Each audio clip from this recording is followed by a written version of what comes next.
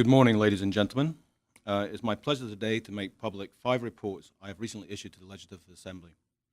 All 5 are on the subject of governance in the Cayman Islands government. I have with me today Martin Rubin, the audit principal responsible for performance audits. I would like to start our session by making some opening comments, which will be followed by an opportunity for you to ask questions about the reports.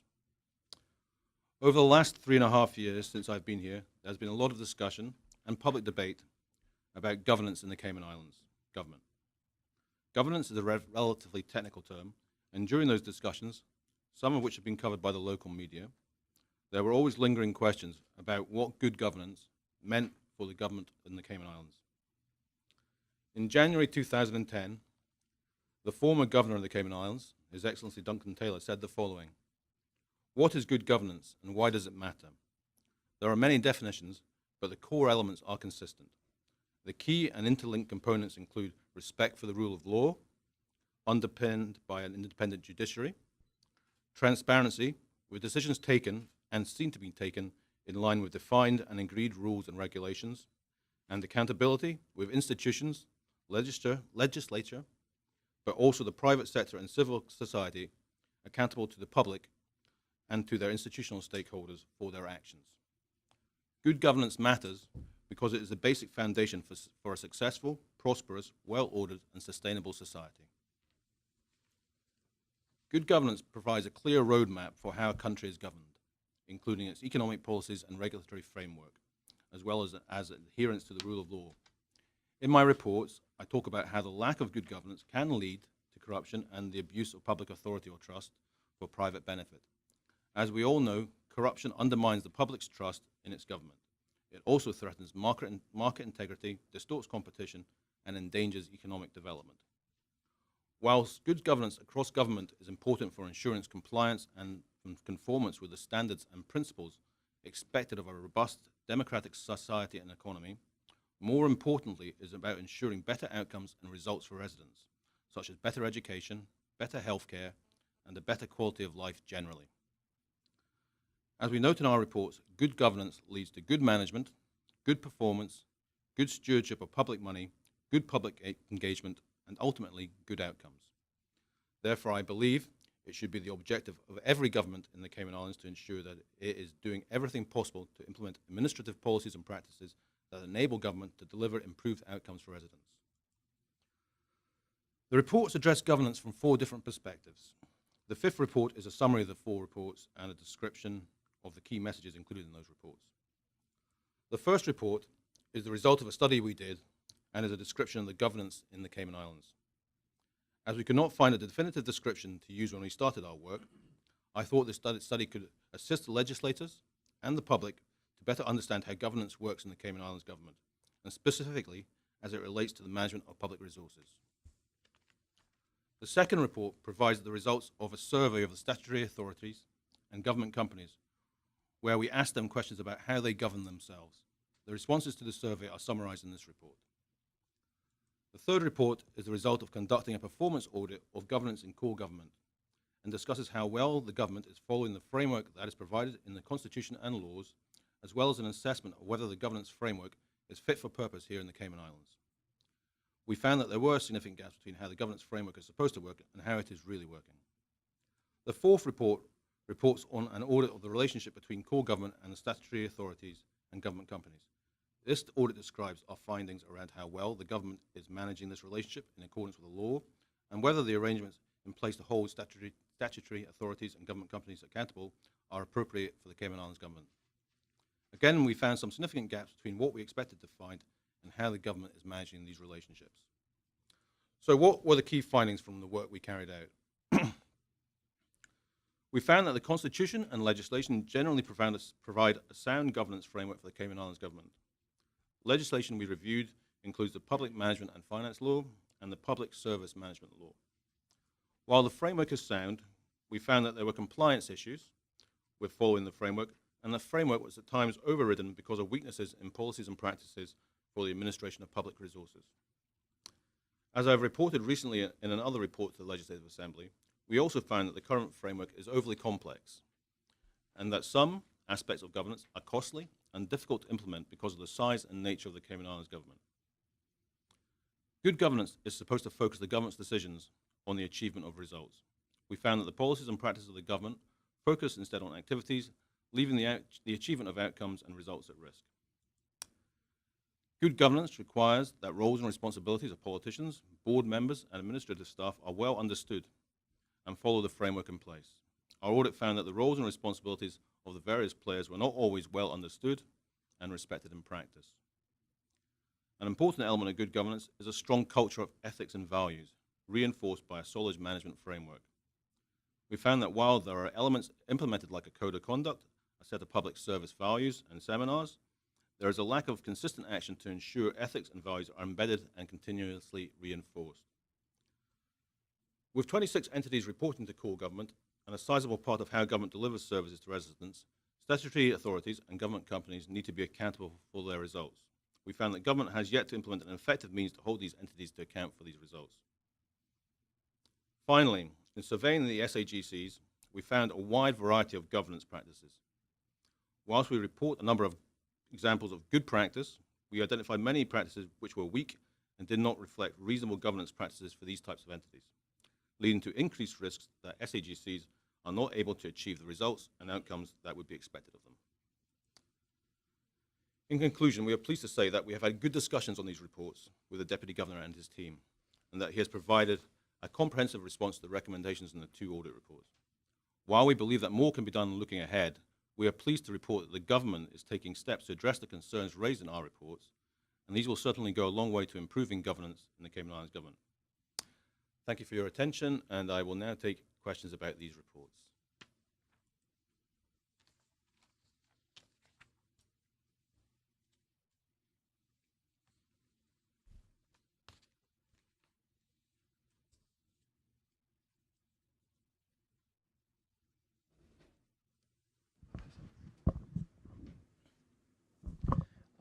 Just 2 kind of general ones. I'll get into the more specific ones later. What you guys kind of, you never come right out and say this, but it seems that through all these reports, there's a common theme that it seems that government has the correct form for good governance, but doesn't do what it needs to do to carry it out. I'm sorry? Yeah.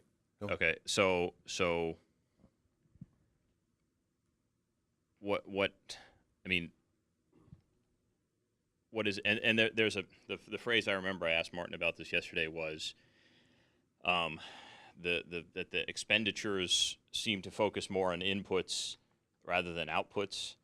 I'm a little bit confused what that means, but I think what that means is as long as they have money to spend, they don't really care what purpose it achieves. I don't know if you would characterize it that way, but I mean, can you talk about form? It's really form over substance in the Cayman Islands, isn't it? I mean, from what you found, and how do you fix that? In terms of the legislative position, the constitutional legislative position provides a sound framework. There are clearly elements that are overly complex and make things a bit more challenging for a government the size of the Cayman Islands. And basically, the governance framework is solid. The issue is about compliance with that framework, and we've talked since I've been here about issues of compliance with the elements of that framework. For example, we're all well aware of the position in terms of reporting the results of government, in terms of financial reporting and wider results of government, and that they haven't been able to meet the requirements under public finance and management law in that regard. In terms of the budgetary process, in terms of how they determine the outputs that they are budgeting against, there are clearly challenges about how they determine those, because they don't have the systems in place to effectively cost those outputs, so that it can't effectively comply with the budgetary process in that sense. So there are clear issues about compliance with the framework, which we've discussed previously.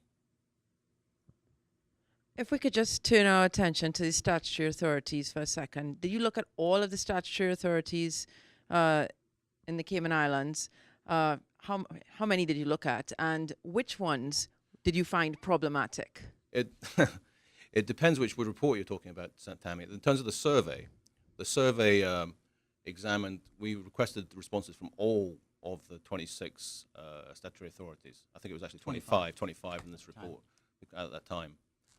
We got responses from 17 of those entities, despite so 8 didn't respond, despite significant follow-up and nudging from my office to try and get the responses, which, as from my perspective, is disappointing in that perspective. But we got 17 responses for the survey. In terms of looking at the accountability relationship between core government and the statutory authorities and government, we looked at a sample of 6 of the 25 at that point. How did you choose that sample? We considered the risks and the issues that we'd focused on previously and other aspects. So there was a number of areas around how we selected that. So basically, the 6 that you thought might have the most problems? Or Not necessarily. We tried to get a representative sample so that we didn't just focus on ones that we knew which had performance issues, but we looked across the piece, try and get a representative sample so we could look at the picture in total. And so everyone can hear, what is your recommendation as far as the accountability is concerned as it pertains to statutory authorities? I think there has to be clarity about the roles and responsibilities between government, core government, and the statutory authorities and statutory authorities and government companies. How does that relationship actually work in practice? Who are they accountable to? How do you set out the results, expectations for those entities? At present, the strategic policy statement sets out the broad outcomes, and you could fit in the ownership agreements from the SAGCs to those sort of outcomes and the specific outcomes that the government are looking for. But the linkages aren't very clear between what government's trying to achieve and what the statutory authorities and government companies are trying to do. And their ownership agreements tend to focus on activities rather than the results that these statutory authorities and government companies are trying to achieve. So they should be looking at what results they're trying to achieve, and that should be linked clearly to what the government's agenda is. I saw this word mentioned a couple of times in some of the reports, corruption. Do you think that when these waters are muddied, as you are talking about, it opens itself? That's the case. When you muddy the waters, when you make and things aren't clear, when the policies and practices aren't clearly defined, and there's opportunities for override, it creates the opportunity and the risk that there's for abuse and misuse of public funds. It creates the opportunity. That's the plain fact. We haven't reported on any instances that we found or anything like that, but it just opens the opportunity to that risk.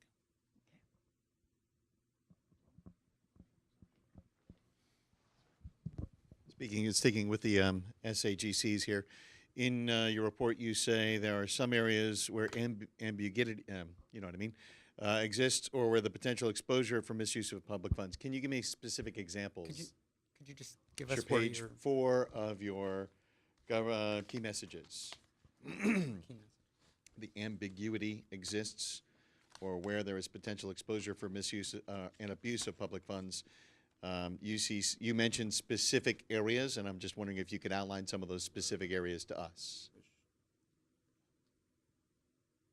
Page 4, key messages. Oh, that wasn't specifically aimed at statutory authorities and government companies. Sure, but obviously there are certain aspects of those SAGCs that you came up with. Can you outline some of those, quote, specific areas? Well, it's a number of areas that impact on that in terms of the clarity of roles and responsibilities.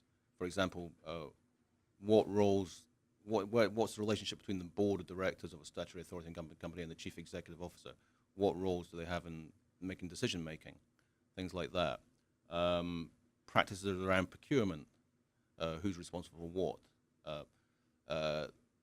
Questions about where does the minister versus the chief officer's roles and responsibilities lie?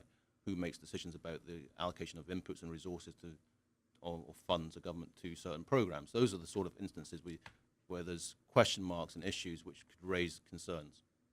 So it wasn't specific accountability or accounting aspects that you're referring to. It's just overall governance of how the SAGCs run. Yeah, basically. And, when there's gaps in the policies and practices which don't clearly define what you're expected to do, that leaves the door open.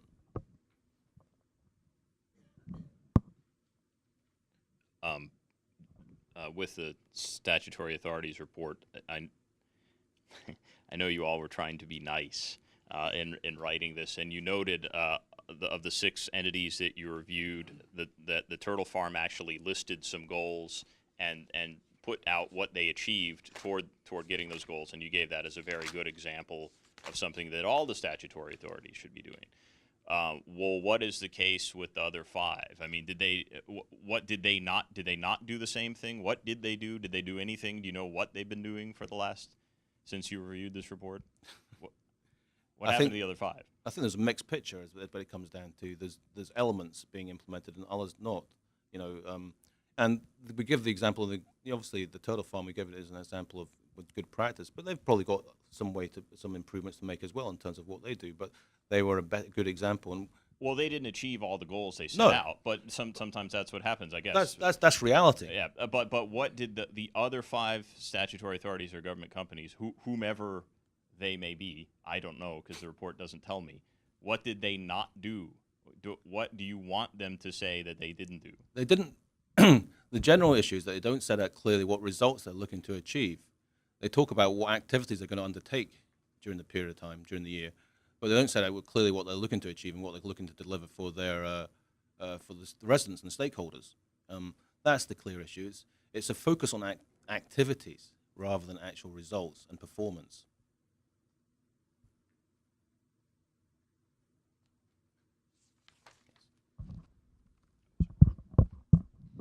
Yes, my question is on your findings. You've talked about significant compliance issues, and you've said that the current framework is overly complex for the size of a country like Cayman Islands.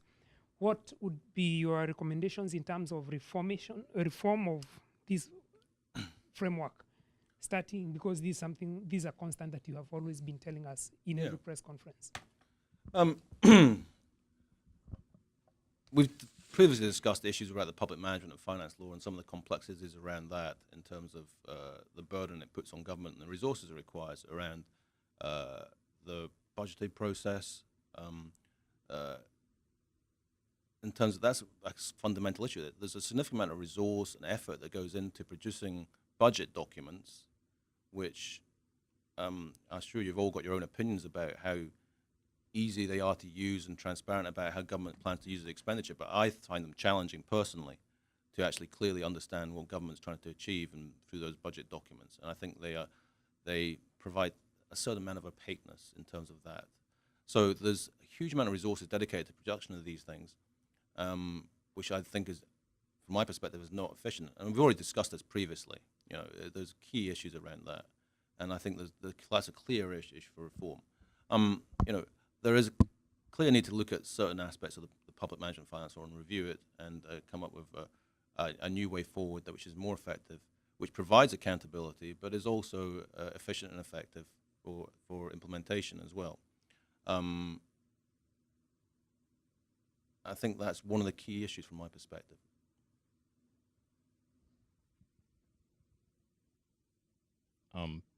Since you're talking about budgeting and how you can't necessarily work out what government's trying to do in the current budgeting system, it seems the government's about to go to a 2-year, 18-month or 2-year budgeting system, whichever it was. You all are familiar with their plan?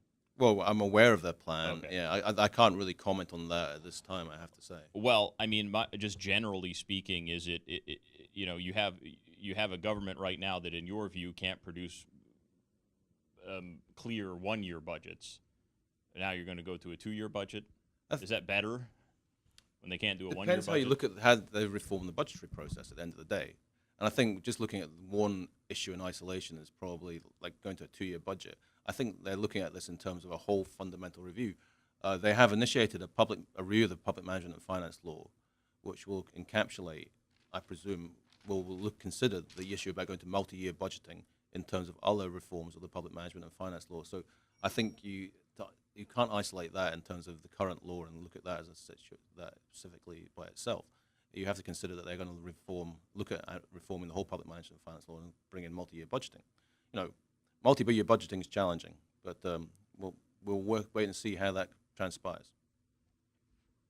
Just a quick follow-up then. Have you been asked to be on the committee of the PMFL review? I have. And you've already had a meeting with them? I wasn't able to attend because I was actually off island at the first meeting, but I'm attending a meeting tomorrow on the review of the public management and finance law. Is there not something in the PMFL, I can't quote chapter and verse, but I mean there's something in there that says the government has to review its budget every year or something? Yeah, or other? there's some of these are questions that have to be considered in terms of the review of the public management and finance law. Change the law to do multi-year budgeting. Yes. Basically. Okay. Yes. I But mean, do there's- you think that multi-year budgeting is going to provide more transparency?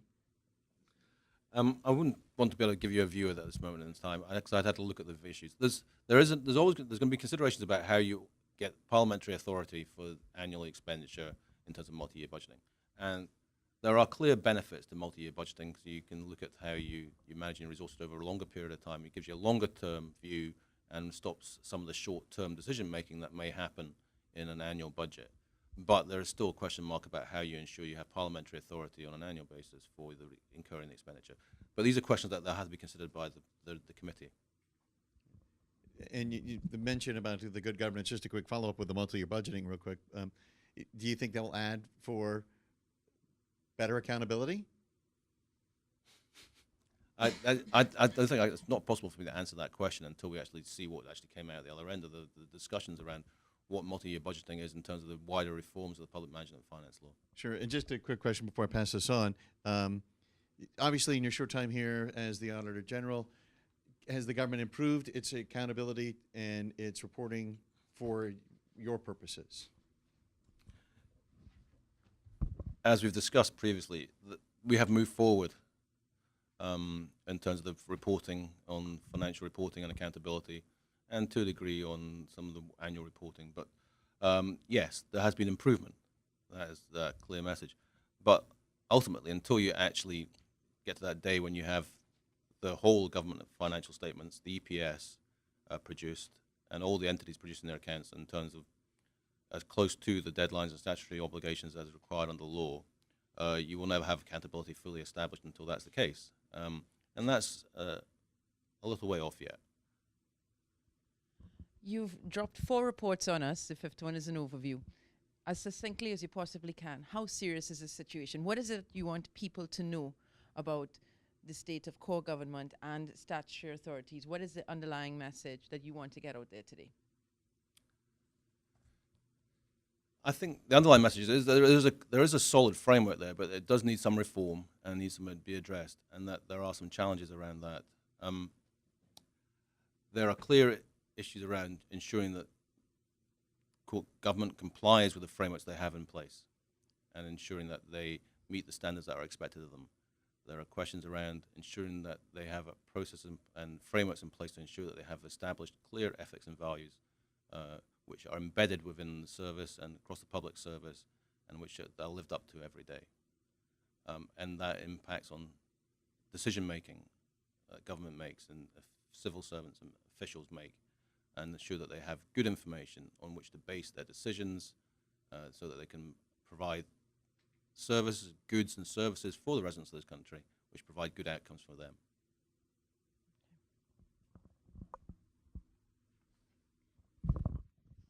Thank you. I just want to clarify something. In the reports, you talk about there being a solid framework and that's okay. But then you talk about it being complex or too complex. Are you suggesting that it is too complicated and needs to be reformed, therefore the framework isn't that good, or that it's too complicated for the people that are using it to use it? What's the answer there? Complexity relates to the size of the government. In reality, is it appropriate for a government the size of in the Cayman Islands? I would suggest that it needs to be changed to meet the needs of that government. It's a sound framework, but it has challenges in terms of some of that complexity, which I think are overly complex for government the size of Cayman Islands. When you talk about size, you're talking about body count? Yeah, and the level of expenditure. We can and this total. We're talking expenditure, revenue, and the number of people that are involved in the service. Some of these frameworks are very resource intensive, require a lot of resource, and which are probably justifiable in larger economies, larger societies, which have the much larger governments and larger populations. But you in a smaller society, smaller economy, you need to think about being lean and mean. So just again, the framework itself is good. Yeah, the basics. Some of the detail and the issues. The number, the size, that is the issue. Yeah. Okay.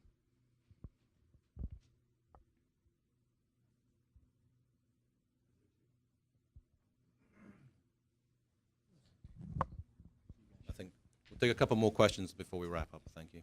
Just a quick follow-up to Wendy there, if I could.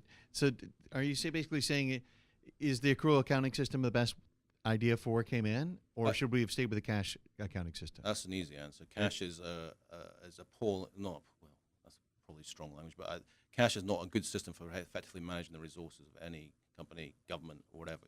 There's a reason why none of the major corporations in this world don't use cash accounting, because it doesn't effectively tell them how their business is performing on a day-to-day basis.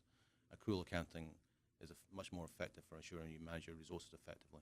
And just a quick as well, the idea of the government moving from the June 30th, July 1st reporting dates to a proper calendar year. Your thoughts on that? I have none really. Well, nothing specifically. There's some technical details around the reporting periods in terms of the 18-month period. In terms of complying with accounting standards, in terms of you should be doing it on an annual basis. So we'd be having to look at 6 month or a 12-month 6 month and a 12-month account rather than an 18-month account. Issues around like that, and there's some challenges around, for example, my office resourcing the audits that are done by the private sector firms in that early part of the year, because that is their busy season, and there's some challenges around that. But I haven't, wider than that, I have no real considerations about or opinions on moving the financial year. Can you give us a little bit more clarity about this issue of government is effectively making a strategic policy statement, and then it's not actually got any policies, or it isn't developing those policies, and the civil service seems to be caught up with the activities of running government rather than the outcome and the results. Is that a direct result of the changes to public management finance law and public management service law, or is it something more systemic? The public management finance law provides a clear path, generally, from getting from the broad outcomes and policies of government to delivering outputs and goods and services by the civil service and public service in general. The trouble is the translation of that has not occurred effectively. The links between broad outcomes and down to what's actually being delivered are not clearly defined and clearly linked together, so that you can't clearly see what goods and services are being delivered to provide and ensure that you get the outcomes you're trying to achieve. There's no clear performance indicators that support how those outcomes are being delivered, and they're not clearly linked to what's being achieved. And you'll see so to all intents and purposes, instead of showing what goods and services are delivering or outputs, they're actually talking about the activities they're undertaking in the budget documents and statements like that at a lower level. For example, how many meetings we're attending, how many minutes we're writing, how many briefings we're giving, things like that, rather than what have we actually delivered to them, which outputs in terms of healthcare, how many. So those are some of the key issues in linkage that are not working effectively at this stage.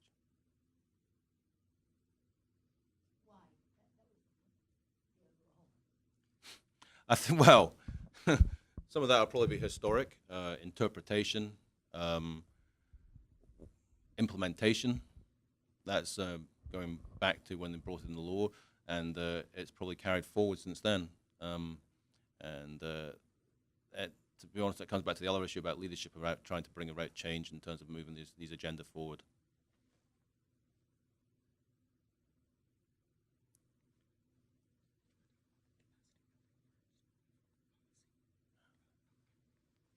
Okay, I think at that stage we're going to wrap up the formal part of this. Just one, which would conclude it.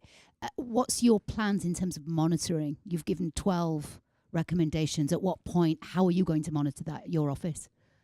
We're going to consider the follow-up plans within our performance audit plan for the next 3 years and consider how we take that forward. But one area we are clearly going to be following up on is the governance and statutory authorities in government companies, and we'll be undertaking specific reviews in individual statutory authorities and government companies of their governance arrangements over the course of the next 3 years. I think we're planning to do 3 of them in the next 6 months, I think, to look at their specific arrangements. And unsurprisingly, there'll be some of the ones that didn't respond to the survey that will be getting some of the focus.